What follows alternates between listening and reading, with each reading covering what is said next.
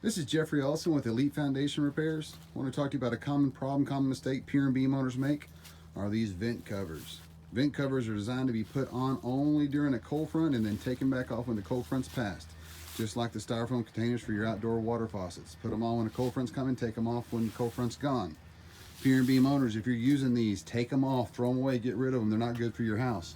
In fact, if I pull up to a house and I see a lot of vent covers on it, I assume the house has a ton of rotten wood underneath it. We're scheduled to fix this house next week, and the inspector noted lots of moisture, mud, and poor ventilation. The house has plenty of ventilation underneath it, but the owners left all these covers on. In fact, the only spot underneath the house that is dry is right here where there is no vent cover. Out of pure luck, this house has no rotten wood underneath it, which is what the ventilation is actually for.